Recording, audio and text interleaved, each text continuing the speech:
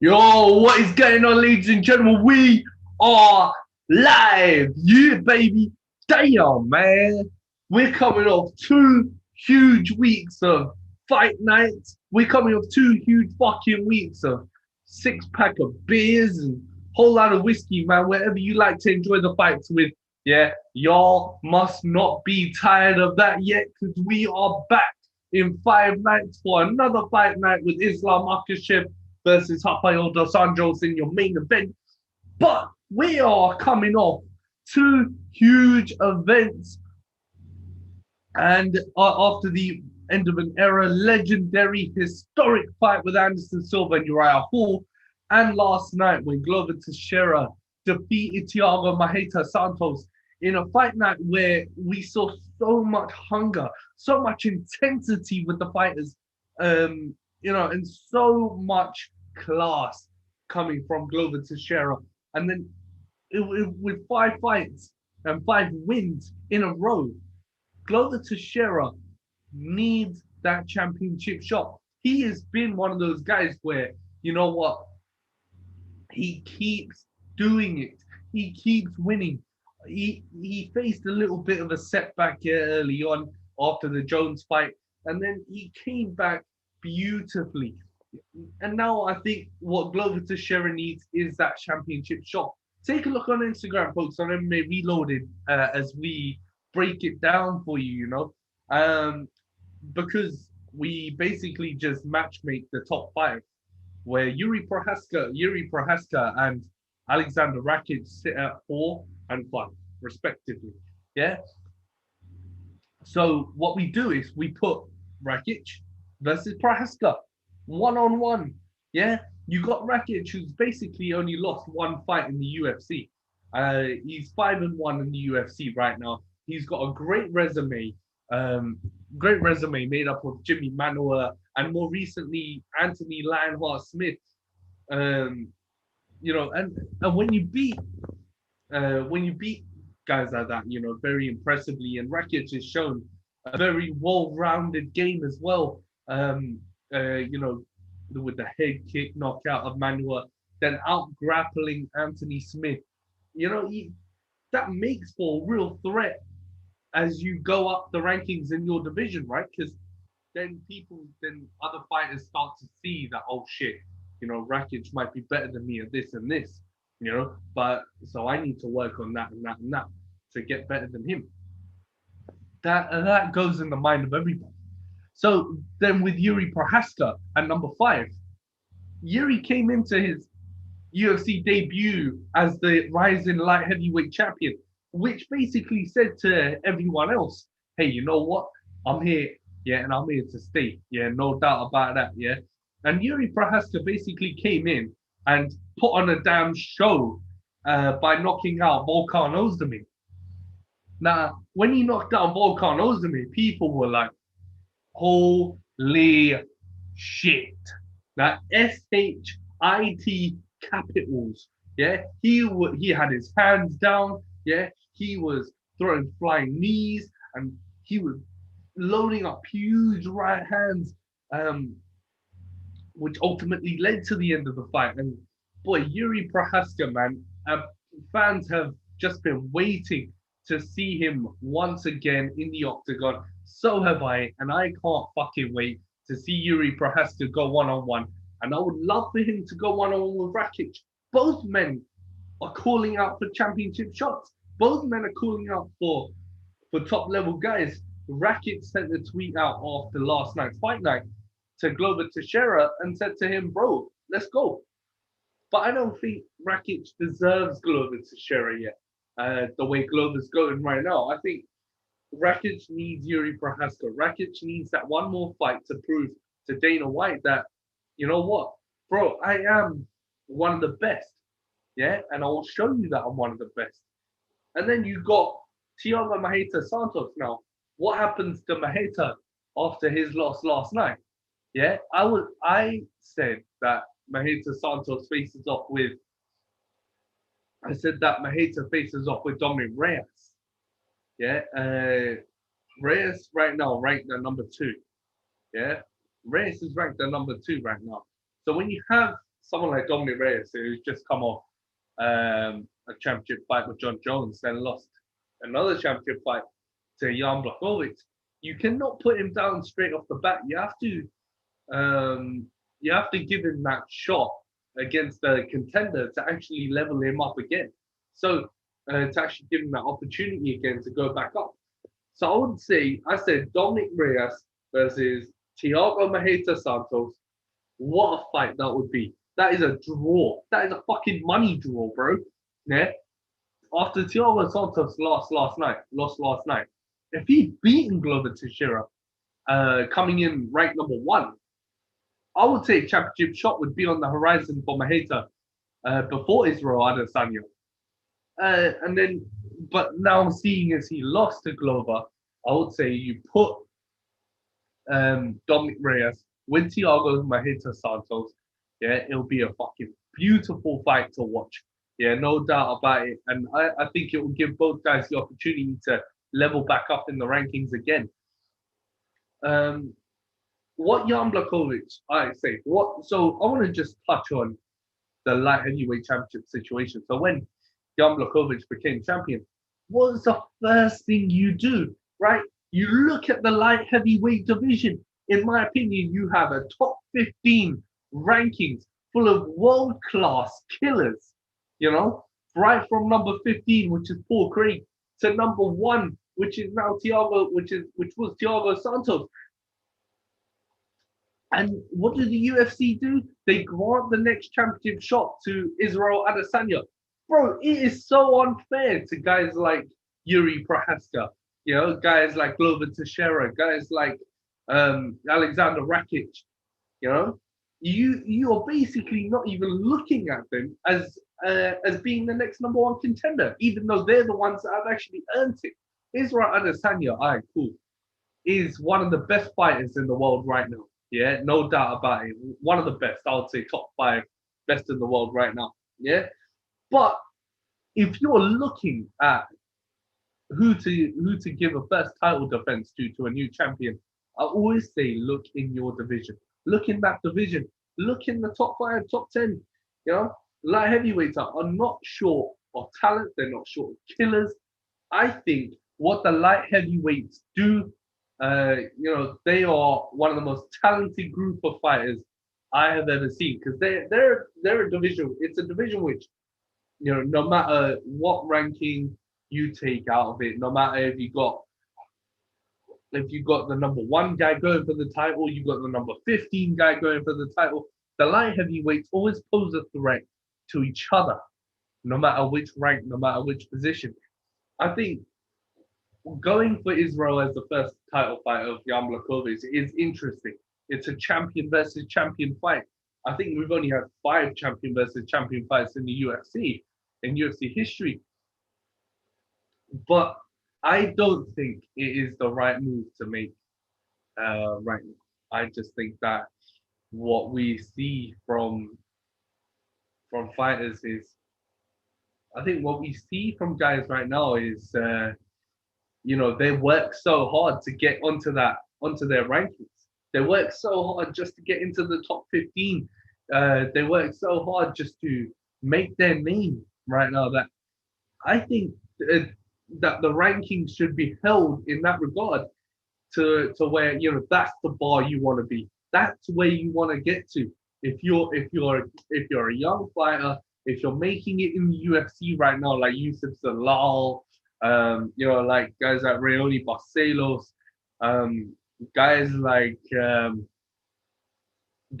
Bryce Mitchell, you know, all these guys, you know, young guys that come into the UFC in the past 2-3 years that have just stunned us. You know, they put on great performances. They sort of revolutionized a new dynamic here in MMA.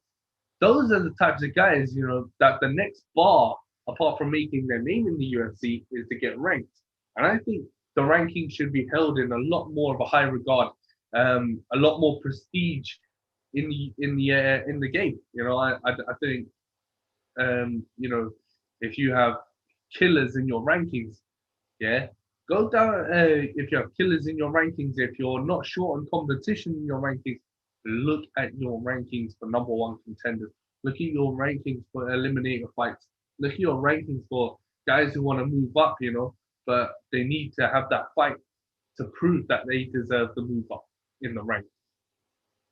Folks, I touched on this in a blog, yeah, which is available on MMA Reloaded.co.uk. Basically, we touch on climbing the rankings, how important the rankings are, the prestige, and I do touch on it here, folks, here on the show, and I can't touch on it enough. It's one of those things where you can't really put your finger on it, but it must be going through through fans' minds that, bro, they got a guy ranked number one who hasn't had a title shot yet, but yet they're giving their shot to the other guy. Why is that? Yeah, he's not even in the division, or he's not signed, or he hasn't had a fight yet. That's what really sucks, and I just need to get that off my fucking chest, really, folks. You know what I mean? I mean, folks, tonight is a very special episode. It is a very, very special episode for me here on MMA Reloaded Raw Talk. I don't think I think you guys have noticed. If you guys haven't noticed, I run only. Yeah, it's only me. I run this. Yeah, MMA Reloaded is solely run by me. Yeah, YouTube, Facebook, Insta, Twitter. Yeah, we do it all, folks. Yeah, I'm proud and I love what I do and I do what I love and I love combat sports, from boxing to mixed martial arts. I watch Polaris and Submission Underground, Jiu-Jitsu and grappling competitions. I'll watch everything if I can. Yeah, I watch wrestling now. I've become a very big fan of the Flow channel on Instagram. Check that out, folks, because you will see how deep-rooted martial arts goes. Every fighter, whether you're a woman, whether you're a man, every fighter has that base where they start out from, right? And then you evolve your game into becoming a complete mixed martial artist, if that's the route you're interested in taking. Most Brazilian Jiu-Jitsu competitions, whether you're in the IBJJF, that's a great way for a martial artist to make a living. Or if you're a striker, Glory Kickboxing or One Championship, Bellator Kickboxing, that type of shit is a great way for you to keep going in the striking route. Or if you're an MMA fighter, look at Legacy, look at Cage Fury, look at Caged Aggression, look at those independent promotions, King of the Cage, yeah, folks, which are the perfect places before you come into Bellator, the UFC, PFL, or One Championship to start your actual big career as a pro. There's always a starting point, I love doing what I do, man, and I love combat sports. I love all that, yeah, and folks, tonight it gives me great pleasure. Yeah, it's our 33rd episode, number 33. Yeah, here on the 8th of November 2020. And folks, I hope you all are having making, I can't really say that. It's a shit year. It is. I'm not gonna fucking lie about it. It's a shit year to live in. I would say 2020, with all your COVID-19, people aren't able to go see their families, or you lost your job. There's always that error, or there's always that thought of having a mental breakdown, or becoming depressed by sitting at home, locked down or something like that, where you can't see your family. There's, in my opinion, keep your head up, keep yourself safe. Yeah, that's why God invented smartphones. Yeah, to FaceTime your family, WhatsApp, Instagram, Facebook, the whole joint, yeah, of social media is prominent at this time, yeah, and that's the way I communicate with my family. Um, I think that's so key right now, living in an age like 2020 where coronavirus has just fucked us up. Um, I think, folks, and episode 33 tonight of MMA Reloaded Real Talk, the show where we talk real, we never lie, cheat, and steal. We welcome our first female MMA fighter to the show, Miranda Maverick. Now, Miranda Maverick, folks, if you don't remember, made a UFC debut against Liana Jojua. She's 23 years old. And her UFC debut, folks, if you haven't seen it, I don't know what the hell you've been doing. I suggest you go and see it. Fear the Mav. She was so impressive in that debut. So impressive. Yeah, and she looked good doing it as well, man. She was an absolute killer in the cage, very technically sound, and I'm very impressed. I was so impressed with that performance. So is she, man. She had a great outing in her UFC debut at such a young age.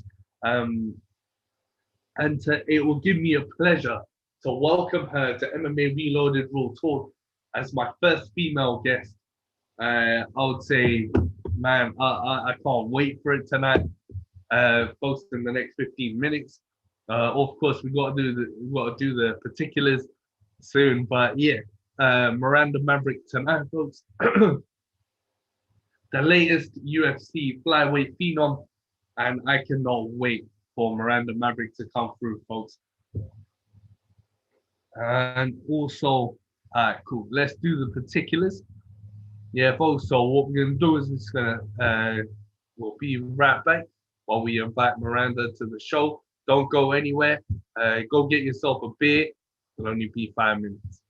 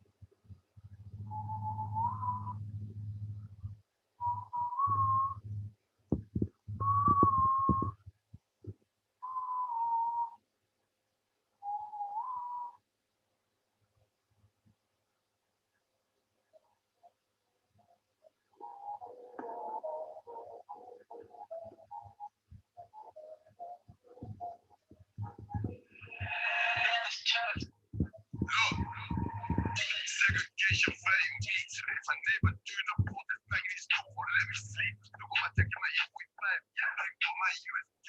I'm a conscious when I get to the week. Cut up, cut through the AFCs. Well, I just check these. I have no more. I have no too many G's. No heat to the ones and twos. So no more from the freeze. Have you ever made paper? What you mean? My boy cut through that 25 G. Yeah, that's all of the legal team. Have you ever had to do no check to the dogs? Do this with two toys. Go through that time.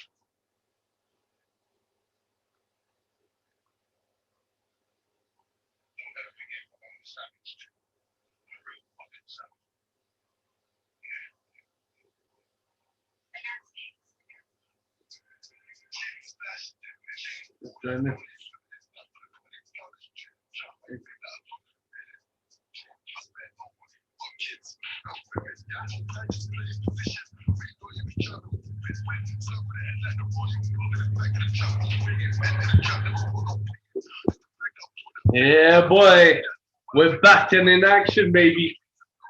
Yeah. Well, so of course the particulars had to be done with Miranda Maverick. I'm so excited for this, folks, man. She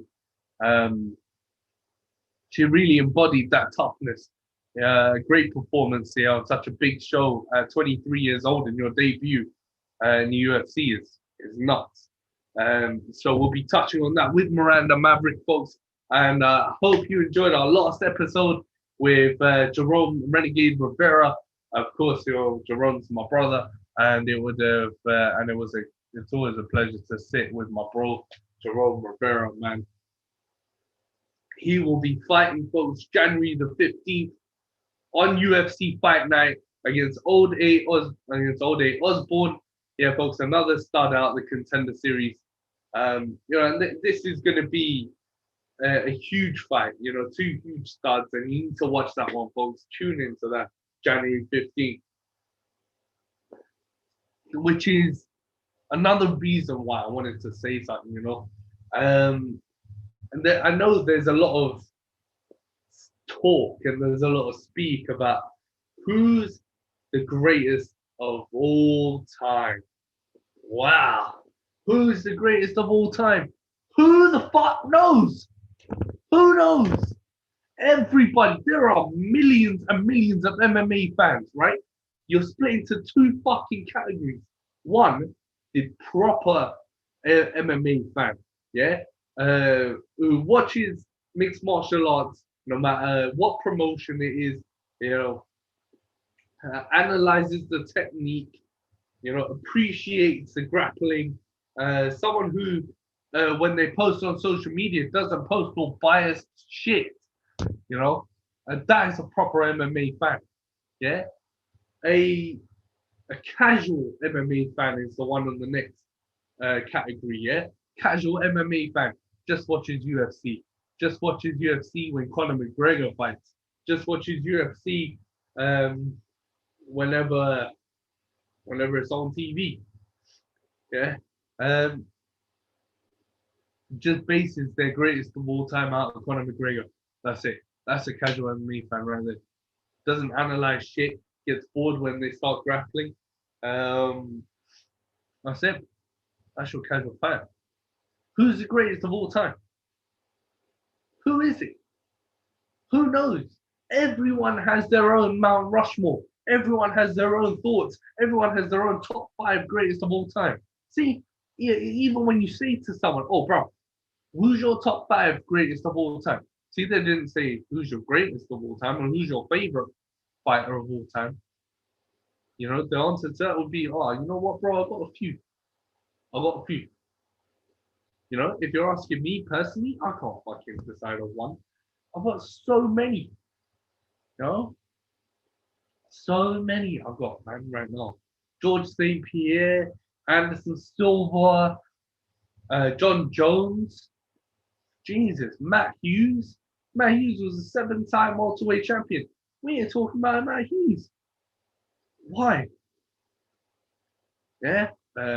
Greatest of all time, Jose Aldo. Can get thrown into that conversation?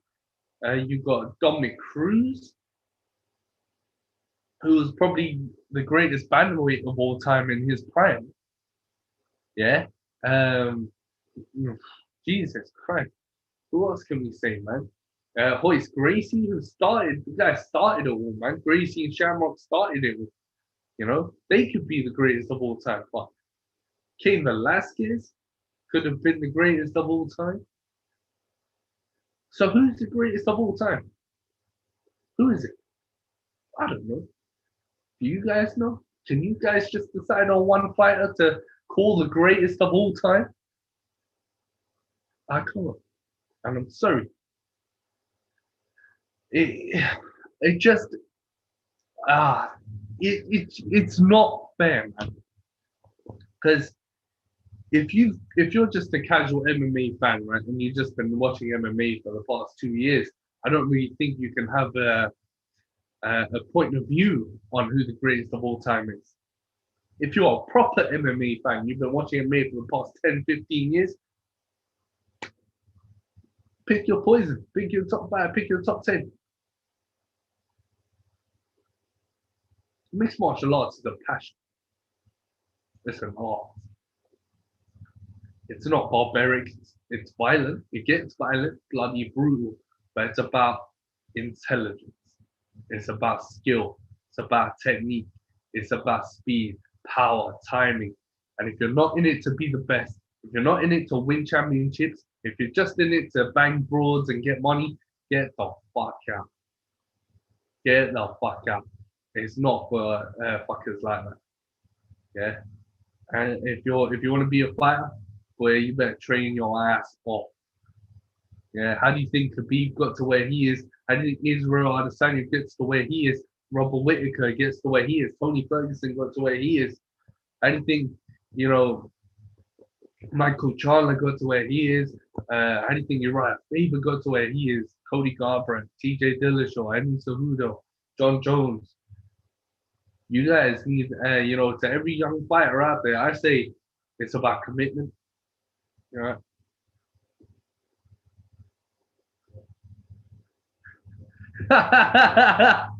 folks, folks, look at this.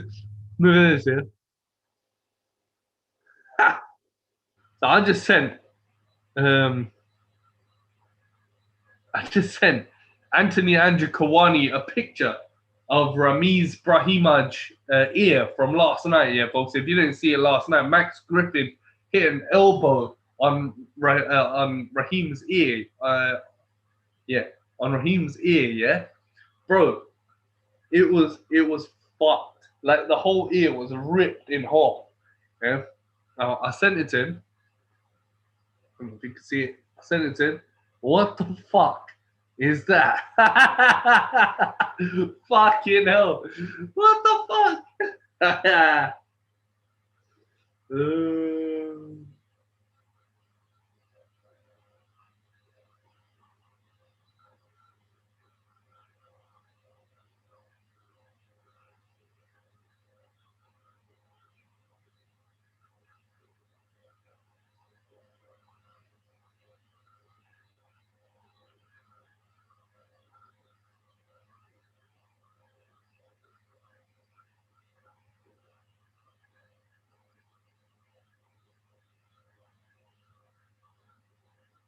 But I think Miranda Maverick's about to join up right now. So here, yeah, man, I can't wait for this one.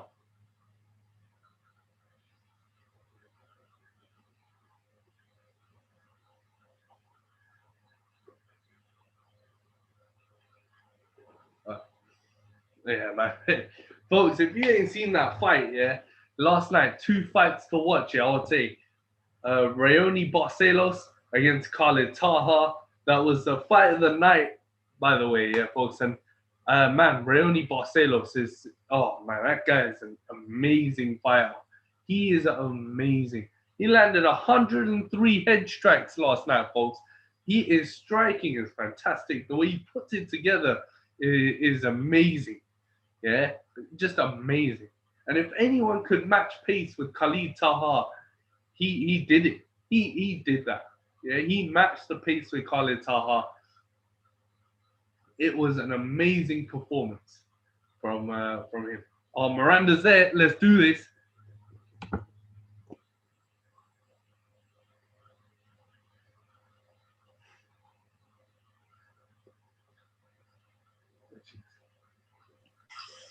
Hello. Hey, Miranda Maverick. how are you? I'm good, thanks. How are you doing? I'm very well. I'm very well. I have to say it's an honor to have you on our show as the first female MMA fighter. I've done 32 shows and this is the 33rd, and I have to say it's an honor. Thank you so much. Thank you. Thank you. I guess my first question is pretty obvious. At 2020 and being a shit year right now, how uh, how has training been for you during COVID 19? Have you had to change anything up? Have you had to train less days? How has it been going for you? The first couple of months of COVID, when it first shut down, so I think it was around March to May, was pretty rough. There weren't really any training partners at the gym. The gym was closed down, so I was just meeting with coaches and doing training at home. But after that, around June, mid June, started training pretty hard in the gym, and now it's pretty much back to normal. At my gym, of course, there's people taking precautions, and we have a few more classes so that the population in there is a little bit smaller. But overall, my training's back to normal now. Nice, nice. So I guess that helps you a lot right now, being in the UFC, and of course preparing for big fights after that debut. So training now back to normal. That's got to feel so good for you, right? Yeah, it's great. There's also like new people that have came in, so I have like key training partners that I train with now in addition to my coaches. So it's been good. So millions of fans here saw your debut. I have to assume that. Yeah, if they didn't, I don't know what the hell they were doing with their lives here on that night. But what a performance it was, for your fans still getting to know you as a fighter. Of course, just being 23 years old right now. How did it all start for you in martial arts and combat sports? The first martial art I really participated in and had a passion for was Brazilian Jiu Jitsu. I started when I was almost 17 years old, via my dad teaching me a bunch of self defense and some of the basics of it as a child. And I finally decided I wanted to go on and, for self defense purposes, go to an actual gym and learn it. Yeah. And my dad was very encouraging of it. Started within 2 weeks, I loved it and decided it was going to be my thing from now on. So was that sort of how? When did you decide that mixed martial arts was the route that you were going to go down? When did you make that call? I had always been a fan of the UFC, and I think maybe the initial like moment that I said I'm going to do this is when I saw some amateur fights, and I found them to be very embarrassing, especially the women's fights. I thought they were terrible. So I basically was like, I could do better than that. And my coaches were like, don't say that unless you've gotten punched in the head before. And I just kind of decided at that moment I was going to give it a shot. And so started training for it once I turned 18 because that was the legal limit. And, took my first fight, won, and the rest is history. Man, the rest is history. And and starting, tell me about some of the fighters or some of the inspirations you had coming down this journey. Who inspired you to do this? There's a GSP. He's one of the best out there. And then Matt Hughes, both some of my favorite fighters. Of course, Ronda Rousey was a pioneer for women's MMA. Even if I didn't like personality and things, her fighting style and the way that she got the sport started was very admirable. And now there's so many more, too many to mention. But also, like, as a person, like, seeing good people that did MMA was big for me too. Like, I didn't like just the whole rough and tough culture. Like, I wanted to see good people in it. So like Brian Stan was one of those that stood out to me. I think he's just a good. Yep. Yeah, one of the toughest out there for sure. Yeah. So when you started out as a pro, you started out in 2016. Straight off the bat, you went head to head at Invicta with the best in women's MMA at the time. And like Deanna Bennett and girls like that. And how did that feel to you making your pro debut at 19 years old, straight in Invicta? How did that feel? Well, for people who don't keep up with Invicta, it is the world's largest women's MMA organization. So as a female going into MMA, it was almost a dream to be an Invicta. I was hoping after 4 or 5 pro fights, I would get into Invicta. And when I got the call up from Shannon Knapp, I was just absolutely, excited. Like, I was so happy. And so when I got the call up there, it was almost like this fandom day for me. I was this fangirl running in there wanting everybody's autograph the first time I fought. And I had to come up on this realization that uh, I was one of those people. So, that was different for me. And then getting to fight people that see and things like that was just wonderful. I mean, yeah, it must have been. I can only imagine how that must have been to be an Invicta and fight amongst, because at such a young age, you competed in the Phoenix Series 2 tournament, which you won, and you defeated Paul Gonzalez. Was that really the moment? Because straight after that, you got your call to go into the UFC. Was that the moment where you thought, all right, cool, I've won this tournament now, yeah, I've proven that I am one of the best? How did you feel when that happened? Because that was so much momentum you were riding on after that Series 2 tournament and then going into the UFC. How did that feel to you, Miranda? Well, winning the tournament itself was one of the best days of my life. It was amazing. I was this underdog walking in there that they didn't expect to win, and I went in there and did my job. So getting that win was a huge day for me. And then having to go in and fight Pearl, that was almost frustrating. I thought I deserved the title shot already. It kind of shown I was the top in the division, and to have to take this side road to fight somebody that had already previously had a title challenge and got her chance, but then Yeah. she's easily promotable, so they made me fight her again, was just annoying. And now she's getting a shot at it again and just got done like canceling the fight because she had COVID. So it's just a whole mess there with Invicta. But that was a good fight.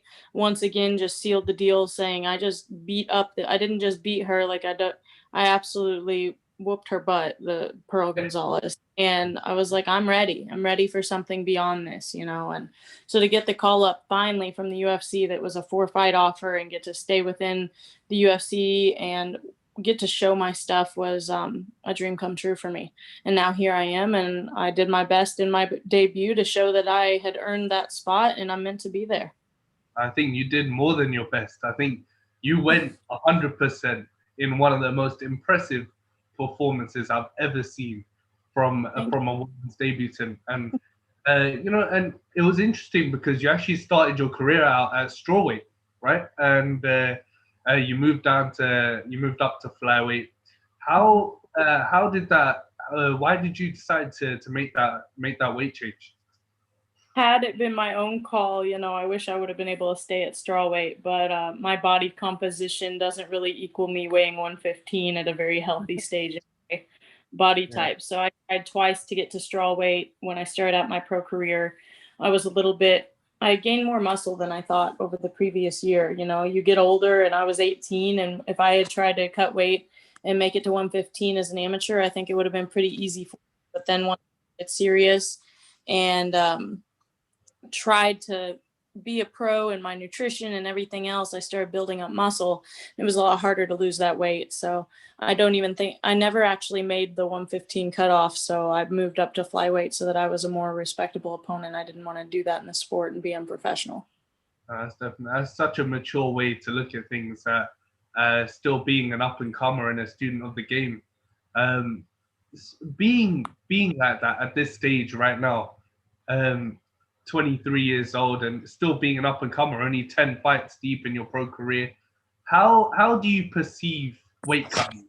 How important do you think weight cutting is as an MMA fighter? Deciding to go up, deciding to go down, missing weight or making weight during the weight process. How important is that for as a fighter? Well, even though I miss weight, I do think it's a very important part of the job. You got to make weight. So try to figure that out as an amateur where you think you could stay. But it is detrimental to you if you go up in weight classes sometimes. So make sure you consider your weight, your height, your strength, like all that stuff starting out, but be healthy at the same time. Don't hurt yourself. Um, for me, it was an easy decision to go to flyweight, but I fought at 135 one time just because nobody else would fight. So it was just a, quick decision to take that fight real quick and then bounce back down to flyweight. Um, I am strong enough at 135, but my size is so small compared to them that it's ridiculous. And that aren't involved in MMA are like, why don't you just fight at your weight? And I'm like, well, I would be fighting girls that walk around at 170. That's why. Like, I don't want to do that, because they cut 25 pounds when they're that big. Girls who fight at 145 and 135 are usually weighing 180 and 165 walking around. It's just so unrealistic. So when you are at 125, like, you better make sure that you're cutting weight. You can't be walking around at whatever weight you fight at. It's dangerous to your health, honestly. You're going to get beat up. Oh shit. I never really thought of it. I thought of it that way because walking around at 170 pounds and cutting 25 pounds, if you do that right and take the right steps, take the right nutrition, it shouldn't be a problem, right? But I mean, in this day and age, in MMA right now, you can anything can happen. Anybody can fuck their weight cut up and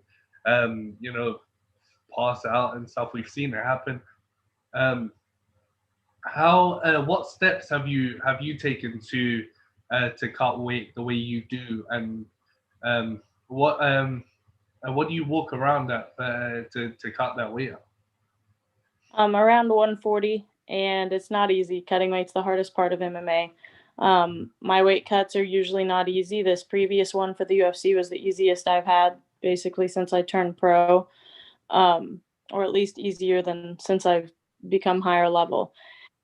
And it was because I worked with a nutritionist, had my coach there to help, had other people there to help me out. But it's always hard. It's never like, oh, I just cut calories a little bit and I made weight, but I always water load, and then I use saunas, and I use the hot bath, and the passing out is just a reality of it. Like, I think I passed out twice this time. It's just part of it. It's not, I wouldn't say it's hurts your body too bad, but it does if you do it for long term and do it the wrong way and don't have proper guidance.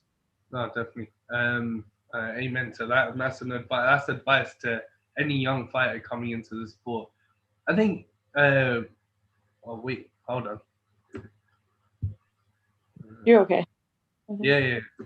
I think what we see, Miranda, is with Invicta being just your women's MMA division, right? A stage for women to compete.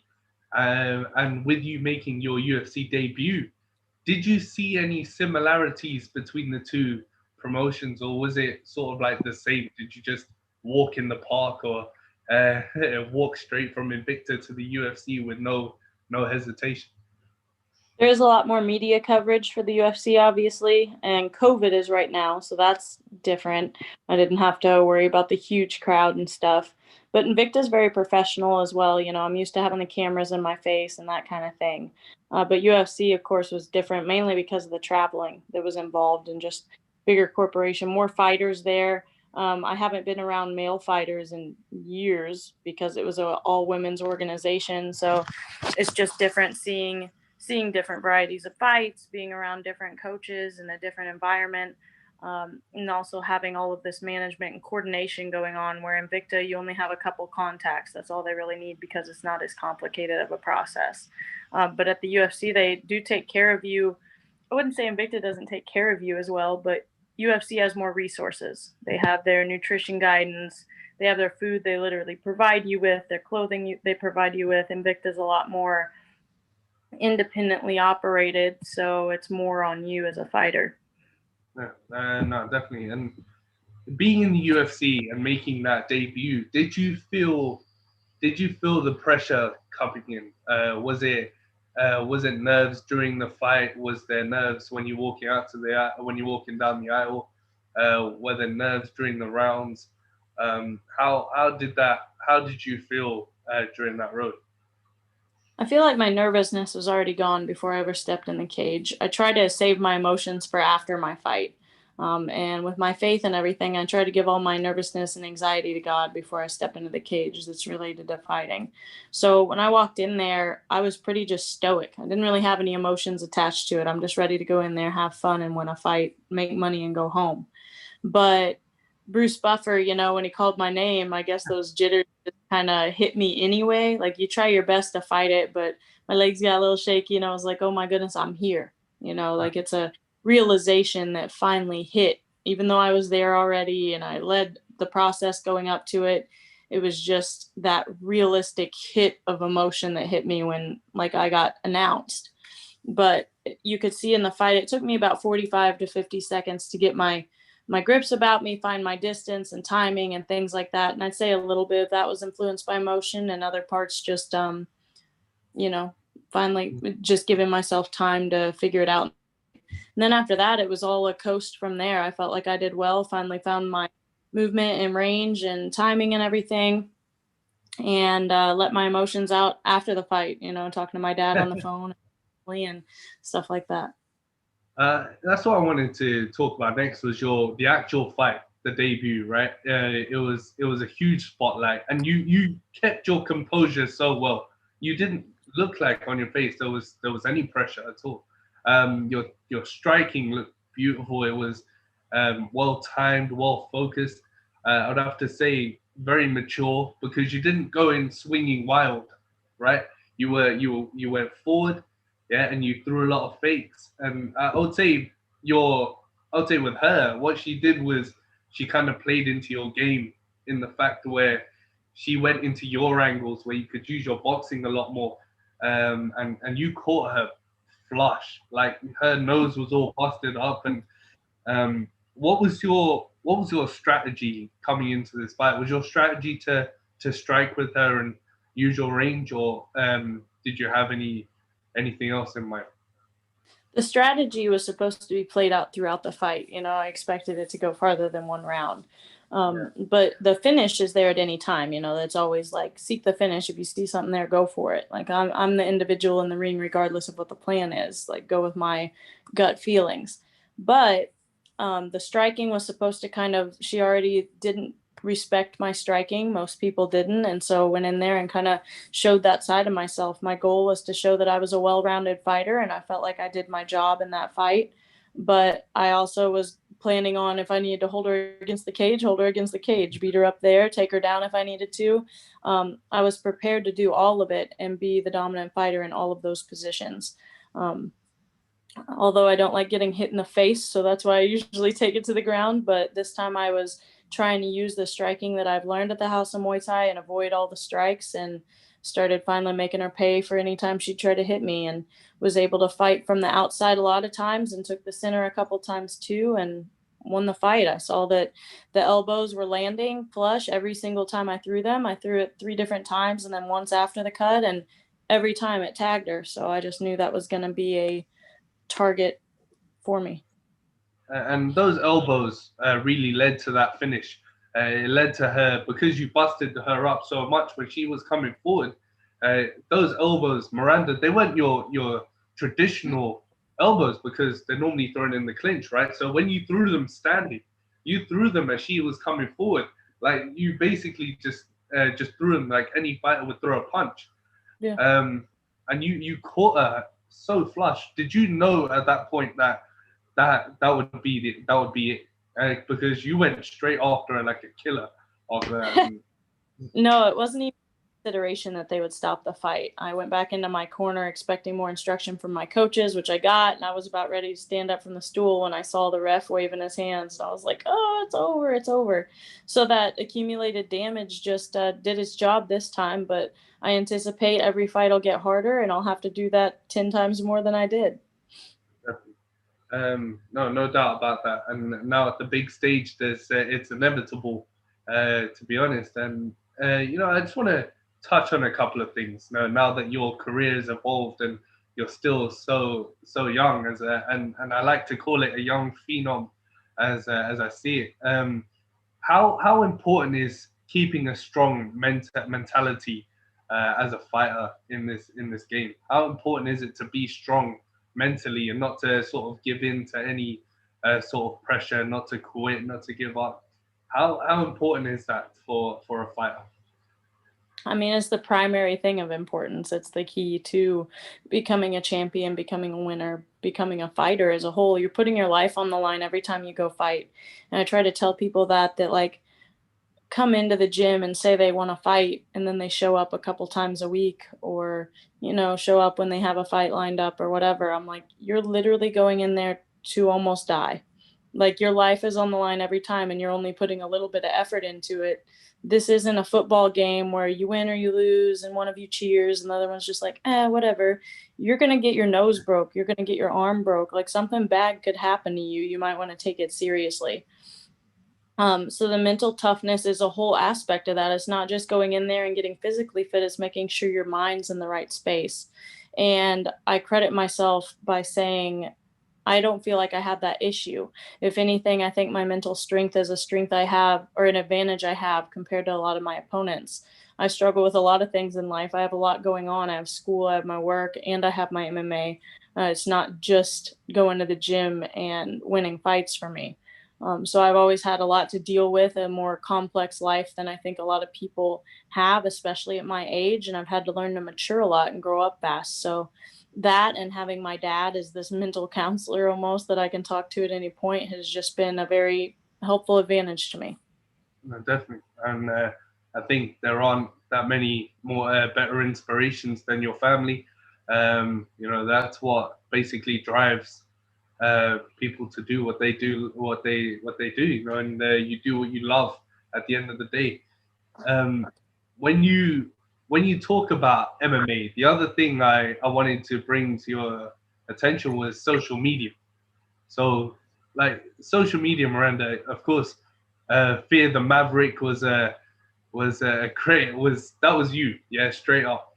You were Miranda Fear the Maverick before the UFC, and now that you're in the UFC, with social media being the way it is, and then you have these casual punk ass fans trying to talk what they talk, and you have proper real fans that appreciate what you do. How do you feel about social media as a fighter? Criticisms and praises. How does that feel to you? I think it ties in perfectly to your last question. It's all about that mental toughness. Like you have to get over the bad and deal with the good. And as anything, there's always negativity going to be involved in your life. The problem as humans is we key in on that negativity a lot more than we do the positivity, myself included. I can get 10 great comments saying congrats or good job, but that one will bug me. That's the bad one, and I'll be like, oh, they said this about me, and there's this craving of human attention that we all have that's like, I want to be liked. Even if you say you don't care about that, everybody wants to be liked more than they want to be hated. They want attention at the end of the day. And so these people, although they're just getting a high off of getting this attention back, if I say something or whatever, I do my best to ignore it. But either that or like reply something that's just super nice because I'm like, at the end of the day, I'm going to be good to you regardless, if you want to throw hate my way or not. And usually it's all based out of jealousy, um, and not wanting others to succeed because you haven't succeeded yourself. So I'm not mad at those people. I think it's sad, not anything to be mad about, just be pitiful towards them, I guess, and be sad for them. Yeah, definitely. I think when you look at social media right now, especially in the UFC, with guys like Israel Adesanya and John Jones going at each other, and you have all these call outs, and you have social media war and stuff like that. What's your take on that sort of stuff and talking basic bullshit? Yeah, Yeah, well, from that aspect, at the end of the day, MMA is an entertainment sport. It's yeah, there for everyone else's entertainment. And things like talking crap and posting on social media, they get you attention. I think it's smart. The people who can play that game and they're genuine about it, that's the key, is being genuine about it, can really have an advantage against other people, both in money and in getting hyped up and getting media attention. For me, it doesn't come naturally for me to talk crap or cuss at people or that kind of thing.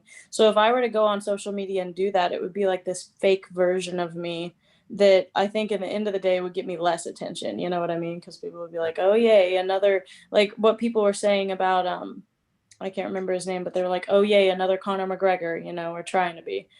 okay. Conor McGregor does it, and he does it really well, and he's one of the best in the sport because of it, because he knows how to talk crap, and he made himself famous from that. Other people who attempt it just are dorks. They seem like little punks walking around acting like they're tooting a big horn. So social media plays a huge role in helping with sponsors and helping with money and things, but it's important to be genuine, especially if you're into the shit talking or anything else about your opponents and other coworkers, so to speak. Definitely. And as we move on, and one thing that always becomes and stays prominent as a fighter is, of course, judging, right? And coming into the UFC, you must have heard all these rumors about, shit judges and decisions and being robbed and all this sort of stuff. And was that something you were? Is that something you're obviously concerned about coming into the UFC 8-2, of course, as a pro? Such a good record and something you don't want to have tarnished later on by something stupid. Not at all, really. I mean, every single promotion has that problem. It's not just the UFC, no matter how much casual fans want to whine about it. It happens in every single state, every single athletic commission, every single promotion. I used to joke like my only loss as an amateur, I shouldn't have lost. It was the judges, but she was the hometown girl. That's how it works. That's just how it works. If you don't want it to be that way, then don't let it go to a judge's decision. That's just all there is to it. So I do my best to finish fights, and I feel like over time I've had a pretty good record of finishing fights. The ones that I do lose are usually pretty close decisions. And so, I try to go in there now and at least put on a show, put on a finish if I can. And if I can't get the finish, I'm destroying them every single round. The Pearl fight's a good example of that. I wasn't going to let it go to the judges and be even close. I took her down and just smashed her every single chance I got. Definitely. And if anyone has not watched that fight yet, I urge them to watch it. And of course, lastly, Miranda, to sort of wrap it all off, as a student of the game, as an up and comer, I love the way young women are starting to come into the MMA game now and make their names. Of course, we've seen a few in the Contender Series. How do you feel over the past, say, 10 years? How do you feel women's MMA has evolved as a whole, from the days of Ronda Rousey to now with Amanda Nunes? Just like the men's sport, it's a new sport in general, but women's MMA has finally had girls that, I mean, in United States now, they have women's wrestling in like half the states. That wasn't even the case 5 years ago when I was in high school. I didn't have that opportunity. So it's already changing big on the widespread of martial arts. But for the MMA sport itself, we have these young girls now that are literally learning martial arts at a younger age. They have more opportunities more places to go learn. So they're coming into the sport with a lot more years of experience behind them at a younger age. And they're learning more techniques that are newer. They're evolving. Look at Brazilian Jiu-Jitsu and the new moves that are coming out every single week, with the goofy names and stuff.